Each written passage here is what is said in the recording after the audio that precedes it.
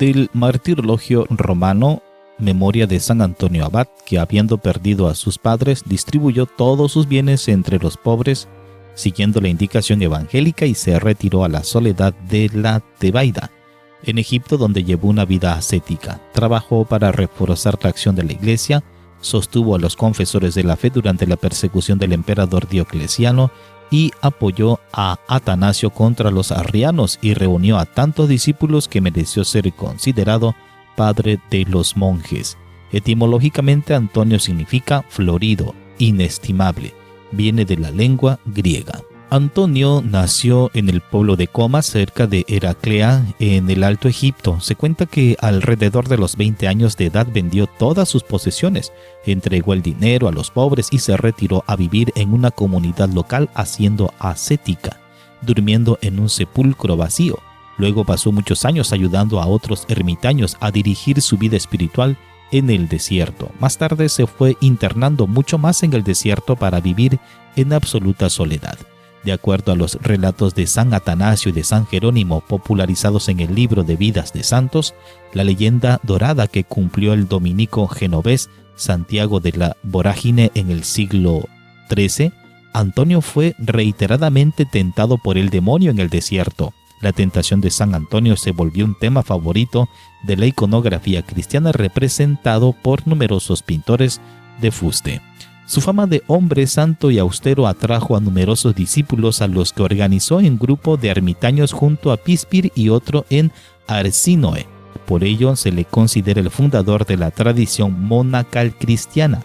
Sin embargo, y pese al atractivo que su carisma ejercía, nunca optó por la vida en comunidad y se retiró al monte Colsim, cerca del Mar Rojo, como ermitaño. Abandonó su retiro en el 311 para visitar Alejandría y predicar contra el arrianismo, una creencia que decía que Cristo no es Dios. Y actualmente existe el arrianismo, ahora conocida como Testigos de Jehová. Ellos no creen que Cristo es Dios. Pues Jerónimo de Estridón, en su vida de Pablo el Simple, un famoso decano de los anacoretas de Tebaida, cuenta que Antonio fue a visitarlo en su edad madura y lo dirigió en la vida monástica. El cuervo que, según la leyenda, alimentaba diariamente a Pablo entregándole una hogaza de pan, dio la bienvenida a Antonio suministrando 2 hogazas. A la muerte de Pablo, Antonio lo enterró con la ayuda de 2 leones y otros animales. De ahí su patronato sobre los sepultureros y los animales. Se cuenta también que en una ocasión se le acercó una jabalina con sus jabatos que estaban ciegos. En actitud de súplica, Antonio curó la ceguera de los animales, y desde entonces la madre no se separó de él y le defendió de cualquier alimaña que se acercara. Pero con el tiempo, y por la idea de que el cerdo era un animal impuro, se hizo costumbre de representarlo dominando la impureza, y por esto le colocaban un cerdo domado a los pies, porque era vencedor de la impureza.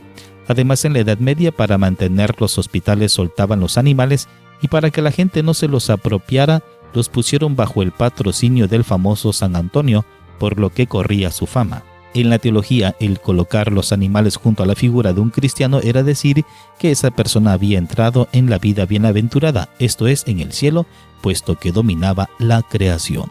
Se afirma que Antonio vivió a los 105 años y que dio orden de que sus restos reposasen a su muerte en una tumba anónima. Sin embargo, alrededor del 561 sus reliquias fueron llevadas a Alejandría, donde fueron veneradas hasta alrededor del siglo XII, cuando fueron trasladadas a Constantinopla.